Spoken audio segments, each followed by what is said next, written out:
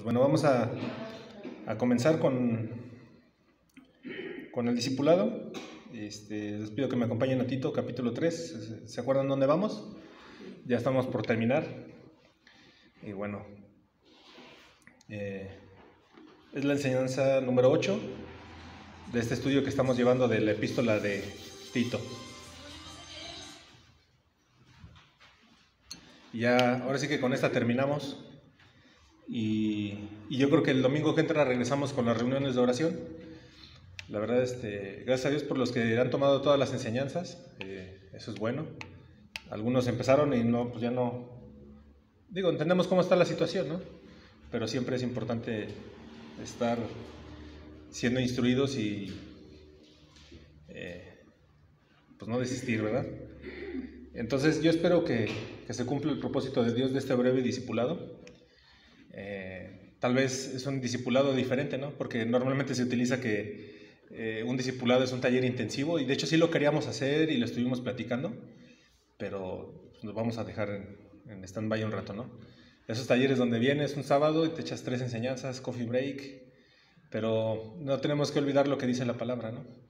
Creo que el formar discípulos es algo que es poco a poco, ¿verdad? O sea, nadie dice, ya recibí al Señor y ya estoy listo para predicar y para hacer y evangelizar y todo ese rollo, ¿no? Entonces, no olvidemos lo que dice la palabra en 2 Timoteo 3:16. Creo que todos se lo saben, ¿no? Todo lo que está escrito en la Biblia es el mensaje de Dios. Y es útil para enseñar a la gente, para ayudarla y corregirla, y para mostrarle cómo debe vivir.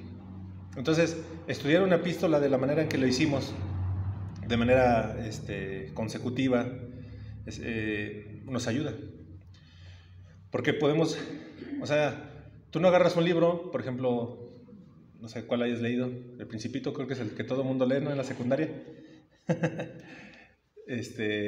No lees el principio y luego el final, ¿no? O sea, tienes que aventártelo todo de corridito. Entonces eso es lo que hicimos con la epístola de Tito, ¿no? Vimos el contexto histórico, más o menos en qué tiempo se escribió. Aprendimos por qué Tito fue enviado por el apóstol Pablo a Creta.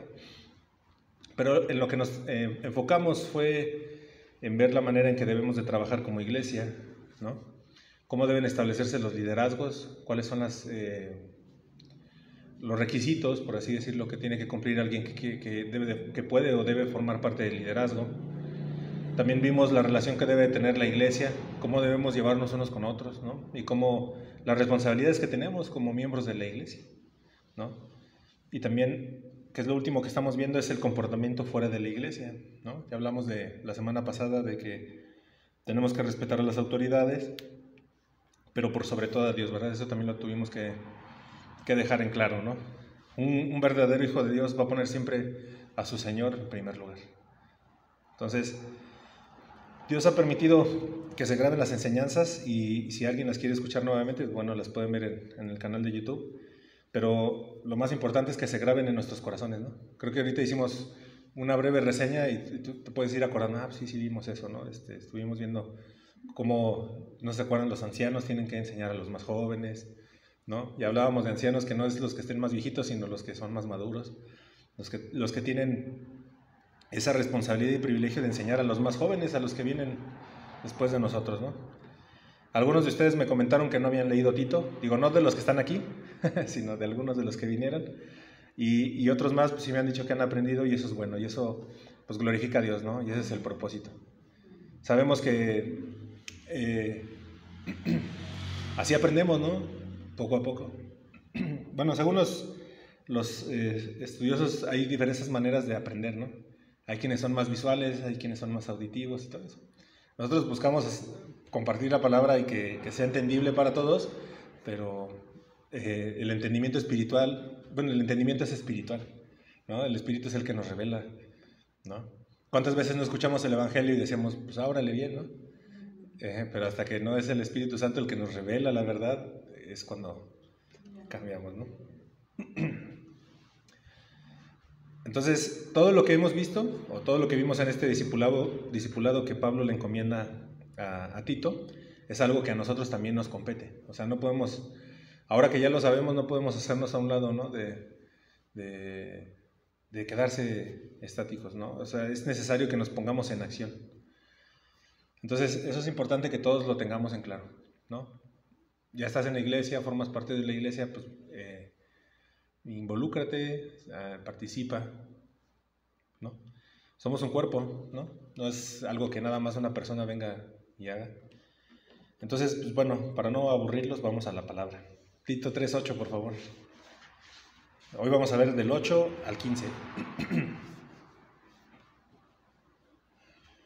Y vamos a estar leyendo la versión Dios habla hoy. Dice el versículo 8: esto es muy cierto y quiero que insistas mucho en ello, para que los que creen en Dios se ocupen en hacer el bien. Estas cosas son buenas y útiles para todos. Pero evita las discusiones tontas, las leyendas acerca de los antepasados, las discordias y las peleas por cuestiones de la ley de Moisés. Son cosas inútiles y sin sentido. Si alguien causa divisiones en la iglesia, llámale la atención 1 y 2 veces, pero si no te hace caso, expúlsalo de ella. Pues debes saber que esa persona se ha pervertido y que su mismo pecado la está condenando. En el versículo 12 da las instrucciones finales y los saludos, ¿no? Dice: cuando yo te mandé a Artemas o a Tíquico, haz lo posible por ir a Nicópolis a verme, porque he decidido pasar allí el invierno. Ayuda en todo lo que puedas al abogado Zenas y a Apolo, dándoles lo necesario para que sigan su viaje y no les falte nada. Y que los nuestros aprendan también a hacer el bien y a ayudar en casos de necesidad para que sus vidas sean útiles. Todos los que están conmigo te mandan saludos. Saluda a nuestros queridos amigos en la fe. Que Dios derrame su gracia sobre todos ustedes. Bueno, entonces vamos a profundizar. Vamos a aprender un poquito más. En el versículo 8 dice: esto es muy cierto y quiero que insistas mucho en ello, para que los que creen en Dios se ocupen en hacer el bien. Estas cosas son buenas y útiles para todos. ¿A qué se refiere con decir esto es muy cierto? A lo que vimos la semana pasada, no sé si se acuerdan. ¿Sí? La manera en que te tienes que comportar allá afuera. Entonces dice, lo que les enseña Pablo, o que le instruye Pablo a Tito, es que todos aquellos que han sido salvos tienen que tener cuidado de una salvación tan grande. ¿Cuántos saben que la salvación no se pierde? Pero se debe de cuidar, ¿verdad? O sea, no puedes decir soy salvo y puedo hacer lo que quiero, ¿verdad? Al cabo Dios me perdona todo. O sea, eso es ya caer en terrenos muy peligrosos, ¿sí? Entonces, lo que nosotros tenemos que hacer es vivir de una manera digna de nuestro llamamiento, ¿sí? Que todas las personas que te conozcan, quienes te vean, quienes tengan contacto contigo, no puedan señalar en nada a Jesús, ¿sí? O sea, que el nombre de Dios, el nombre de Jesucristo, de nuestro Señor y Salvador, no sea blasfemado por nuestras acciones. Eso es lo que tenemos que tener en cuenta, ¿sí? Tenemos que vivir de una manera digna, ¿sí? No es a través de cuestiones religiosas, de cumplimientos de cosas, de rituales, de lo que quieras y llames. Es a través de una vida en santidad, una vida que glorifica a Dios, ¿sí? Entonces, lo que vimos la semana pasada es la manera en que debe comportarse un creyente en la sociedad. Después, Pablo le dice a Tito que insista mucho en ello, ¿no? Entonces, es algo que nosotros también tenemos que hacer. Insistirles a ustedes y a nosotros mismos en hacer lo recto, en comportarnos bien allá afuera. Entonces, esto es algo que todos debemos de hacer, ¿no? Exhortándonos los unos a los otros, ¿no? O sea, todos tenemos esa responsabilidad, ¿verdad? De decirle a alguien, oye hermano, pues el otro día te vi pasar manejando y ibas bien tendido, ¿no? Entonces, tenemos que respetar las leyes, tenemos que respetar las autoridades y bueno, le vuelvo a insistir, pero sobre todo a Dios, ¿verdad? Sobre todo gobernante, situación que se presenta en el mundo, nuestra obediencia es a Dios. Entonces, como creyentes tenemos que ocuparnos en las buenas obras, ¿verdad? Las buenas obras que nosotros hacemos son para glorificar a Dios, no son para salvación. La salvación la recibimos por Cristo, y solo Cristo, ¿verdad? Entonces, buenas obras es buscar hacer el bien, amar a los demás, ¿verdad? Amar a los que bendecir a los que te maldicen, ¿no? Todo ese tipo de cosas tenemos que llevarlas a cabo. Entonces, cuando escuchamos buenas obras, también podemos entender que significa ocupaciones honrosas, a todo aquello que no deshonra a Dios, ¿verdad? El sentido correcto tal vez es más amplio, ¿no? Podremos hablar de buenas obras en general.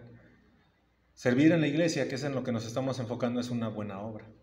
No importa que nada más vengas y le prendas la luz, ¿no? O sea, abras la puerta, o sea, es un servicio a Dios, ¿no? Servimos a Dios principalmente antes que a los hombres, ¿no? Ese es el objetivo. No servimos para quedar bien con los demás, para que los demás piensen, oh, wow, qué bueno es él abriendo la puerta, ¿no?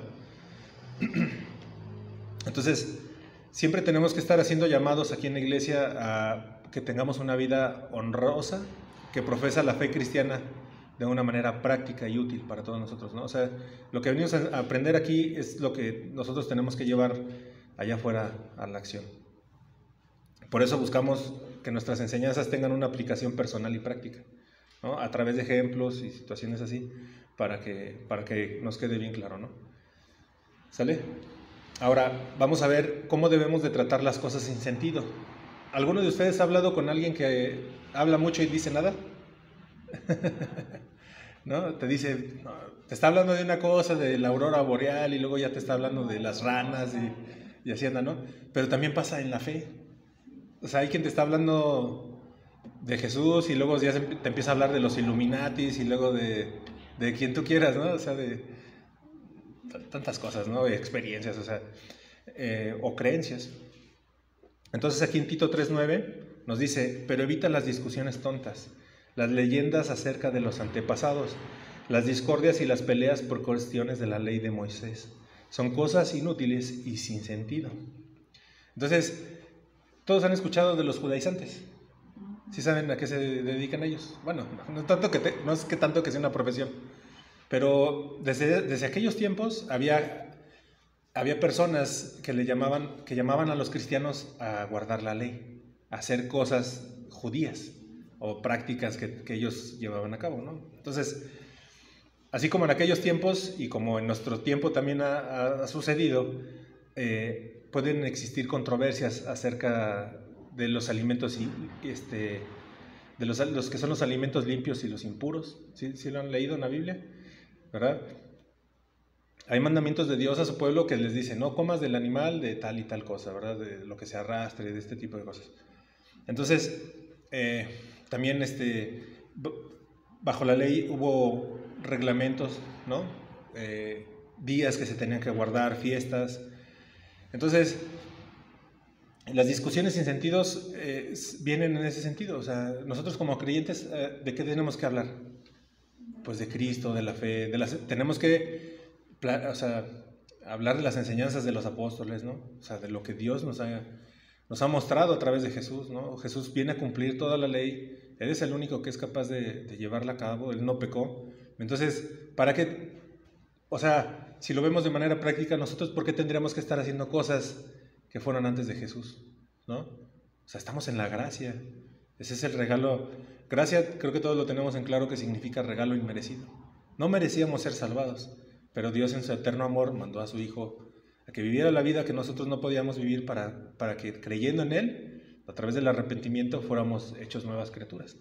Entonces, este versículo deja ver que Pablo se sentía disgustado por tales cosas, ¿no? Porque dice que son cosas inútiles y sin provecho y sin sentido. O sea, son cosas que en nada benefician y pues nada más te hacen, son banalidades. O sea, estás perdiendo el tiempo en estar hablando con alguien así. Entonces, nosotros que somos hijos de Dios, debemos de tomar el consejo de Pablo en nuestro corazón, evitando las siguientes desviaciones, ¿no? O sea, el estar discutiendo de ese tipo de cosas con hermanos, que de repente hay... Digo, sobre todo en estos tiempos, ¿no? Que hay tantas enseñanzas en internet, empiezas a escuchar, o puedes empezar a escuchar cosas, y si no estás bien fundamentado, o sea, hay doctrinas esenciales que nosotros tenemos que conocer, ¿verdad? Entonces, es triste ver cómo el cristianismo ha aceptado métodos humanos en vez de proclamar realidades espirituales. O sea, nosotros no deberíamos malgastar nuestro tiempo en cosas sin sentido, en cosas novedosas, ¿no? ¿Cuántas iglesias hay donde hoy buscan hacer cosas nuevas para atraer a más gente? Entonces se corren muchos riesgos porque permites que cosas del mundo que no ayudan en nada entren a las iglesias. Entonces, nosotros tenemos la verdad en Cristo. Jesucristo es la verdad, ¿verdad? Jesús es el camino, la verdad y la vida. Entonces, de eso tenemos que vivir, eso tenemos que predicar y eso tenemos que hablar. ¿A cuántos no les ha pasado que tienen un hermano, que conocen un hermano en la iglesia y se te pueden ir las horas hablando del Señor, ¿verdad? O sea, pasan horas y horas y café tras café, ¿verdad? Ya la gastritis después nos da, pero salimos, wow, mi hermano ama al Señor como yo lo amo, ¿no? Entonces, eso es a lo que tenemos que enfocarnos, ¿no? A no estar desperdiciando el tiempo, ¿no? Cuando alguien venga y te diga, o sea, pues igual busca corregirlo. Y eso es algo que tenemos que hacer todos, ¿verdad? No nada más los pastores o los servidores, sino tú ves que un hermano se empieza a desviar y que te empieza a hablar que shalom y digo, está bien, ¿no? Pero que ya empiezan a meter cosas que no van, pues ahí es bueno exhortarlos, ¿no? Entonces, ahora vamos a ver cómo deben amonestarse quienes causan división. Estos vamos a verlo en los versículos 10 al 11, ¿sí? Si alguien causa divisiones en la iglesia, llámale la atención 1 y 2 veces, pero si no te hace caso, expúlsalo de ella. Pues debe saber que esa persona se ha pervertido y que su mismo pecado la está condenando. Ahora, ¿quién debe expulsar a las personas que causan divisiones? Pues el pastor, el responsable, ¿verdad? Digo, hay que dejarlo claro, ¿verdad? Porque si no, lo de rato va a haber un desorden, ¿no? Él anda perdido ya, váyase, ¿no? Entonces, causar divisiones en la iglesia no es tanto bueno, sí se causa divisiones en la iglesia por muchas cosas, ¿no? Quienes andan chismeando, quienes hablan contra el pastor o contra los líderes o contra los seguidores. Pero a nosotros, ¿qué nos debe de unir? La fe, la palabra, ¿sí? Entonces, cuando alguien empieza a meter cosas novedosas, como ya decíamos, discusiones tontas, debemos de considerar a esa persona como un hereje que causa divisiones. ¿Sale? O sea, debemos de tener una sola fe, ¿no? ¿En quién está puesta tu fe y tu confianza? En Cristo, ¿verdad? No en cualquier otra cosa que quieras y gustes. Entonces, quien causa divisiones, discúlpenme, quienes causan divisiones amenazan la unidad de la iglesia, ¿no? Hemos enseñado que la unidad de la iglesia se fundamenta en la palabra, ¿sí? ¿Qué nos une a nosotros? La palabra. El amor que Dios pone en nosotros a través de la misma palabra, ¿no? ¿Tú te habías imaginado decirle a alguien hermano que ni siquiera es tu hermano? Pero más que decirle quererlo como tu hermano. ¿Verdad que no? ¿Sí? ¿Todos han sentido ese amor por alguien que no es su hermano? O sea, sí es su hermano en la fe, pero no es su hermano carnal. ¿Sí? Ese es el amor que Dios pone en nosotros. Ahora, ¿cómo tenemos que amonestar a quienes andan causando divisiones con cuestiones novedosas y que van en contra de la unidad espiritual? Pues deben ser amonestaciones que no deben ser duras, ¿no? Las amonestaciones deben de buscar siempre corregir esa naturaleza que tiene esa persona que busca dividir, ¿no? Y tiene que buscar restaurarlo en la comunión. ¿Qué comunión tenemos que tener? Pues la comunión como iglesia, ¿verdad? En la palabra. O sea, si alguien se empieza a desviar, tenemos que buscarlo. Tenemos que buscar que regrese a la verdad. Entonces, una persona que rechaza la comunión debe ser apartado de la comunión, ¿no? Y Pablo nos dice en estos 2 versículos que él es condenado por su propio juicio. Está pecando y lo sabe. Quien busca dividir a la iglesia a través de cosas sin sentido. Nuestro deber es exhortarlo. Entonces nosotros tenemos que ser cristianos responsables. La gente que causa divisiones poco a poco reúne en torno suyo un grupo de personas con esa perspectiva novedosa o negativa que tienen de las cosas. Estas personas que causan división son, por así decirlo, tercas y no dejan su postura fácilmente. Entonces, por amor a nuestro Señor, no debemos de soportar o permitir ese tipo de cosas dentro de la iglesia, ¿no? Si después de 1 o 2 amonestaciones esa persona se rehúsa a desistir, debe ser excluido de la comunión de la iglesia local. Y el resto de los hermanos deberían de dejar de tener contacto social con él, ¿sí? ¿Para qué se hace todo esto? ¿Es por mala onda? ¿Para que aprenda? ¿No? Es para que esta persona valore o, bueno, reflexione y estas acciones lo lleven al arrepentimiento y a un trato más equilibrado de la santa palabra de Dios. ¿Cómo ven? ¿Sí? ¿Sí quedó claro? Bueno, vámonos al final. Tito 3:12 al 15. Aquí nos habla de las instrucciones finales y los saludos que Pablo le da a Tito en esta epístola. Dice en el versículo 12: cuando yo te mandé a Artemas o a Tíquico, haz lo posible para ir a Nicópolis a verme, porque he decidido pasar allí el invierno. ¿No? Aquí que estamos viendo, trabajo en equipo. ¿Sí? Artemas o Tíquico. Cualquiera de los dos, o sea, Tito tenía que estar listo para recibir a uno o a otro, ¿verdad? Ellos aquí iban a llegar a apoyar a Tito para que él pudiera hacer el viaje y pudiera ir a Nicópolis a ver a Pablo. Entonces, ¿qué debemos de aprender aquí de este versículo? Que servir a Dios, mis amados, va de la mano de la confianza, de la unidad. ¿Sí? Nosotros, o sea, quienes sirven aquí en la iglesia se les deposita una confianza, ¿no? Si a alguien se le dan las llaves de la iglesia, hay una confianza, ¿no? De que va a hacer las cosas bien. ¿Sale? Versículo 13. Ayuda en todo lo que puedas al abogado Zenas y Apolo, dándoles lo necesario para que sigan su viaje y no les falte nada. Y el versículo 14 dice: y que los nuestros aprendan también a hacer el bien y a ayudar en casos de necesidad, para que sus vidas sean útiles. Tito debía enseñar a los cristianos que estaban en Creta a mostrar hospitalidad, a cuidar de los enfermos y afligidos y a ser generosos con los necesitados, en vez de trabajar meramente para suplir sus propias necesidades y deseos. Nosotros tenemos que tener esa misma visión, mis hermanos, una visión cristiana de ganar dinero. O sea, ¿para qué ganas dinero? Para compartir a los que menos tienen, ¿no? Digo, ha cambiado un poquito la vida en la iglesia, ¿no? Gracias a Dios creo que todos los que venimos a este lugar tenemos una buena vida, ¿verdad? O sea, Dios nos suple, ¿verdad? O sea, hasta ahorita, gracias a Dios, en todo este tiempo no hemos tenido a alguien que esté en una necesidad así muy fuerte, ¿no? O sea, en todo momento vemos la mano de Dios, ¿verdad? Pero si llegara a darse el caso, pues creo que debemos estar entendidos y estar dispuestos a dar de manera generosa a alguien que está en una necesidad. ¿Están de acuerdo? Pues bueno, gracias a Dios, ¿verdad?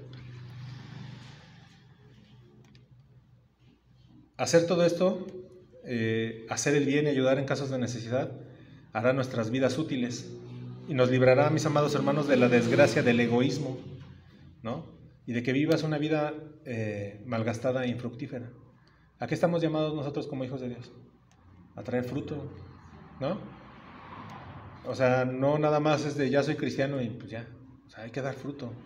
El fruto del Espíritu, o sea, todo el carácter de Jesucristo mismo se tiene que formar en nosotros, ¿no?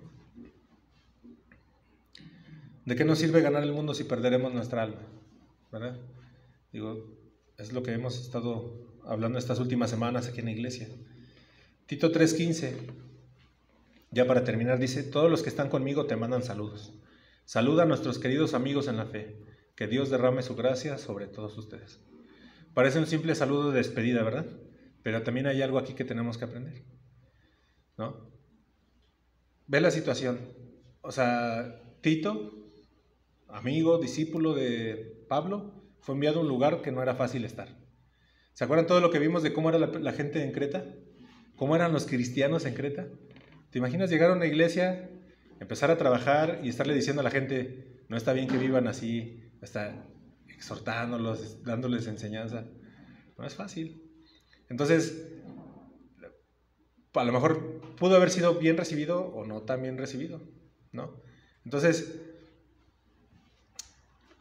piensa en esto, hermano. En los países donde los cristianos son pocos en número, menospreciados y perseguidos, estas gentiles palabras comunican mucho amor, amistad y aliento, ¿no? Todos los que estaban con el apóstol Pablo le enviaban saludos a Tito y se le pedía al mismo tiempo que comunicase el saludo a todos los hermanos que estaban allí en Creta con él y a todos los que eran colaboradores en la fe. Finalmente Pablo concluye esta carta con el tema que dominaba su vida: la gracia del Señor. ¿Sí? Todos saben quién fue Pablo, ¿verdad? O sea, era judío de los... y él conoció a Jesús y entendió la gracia, Y eso es lo que a todos, de una u otra manera, nos sucede cuando conocemos al Señor, ¿no?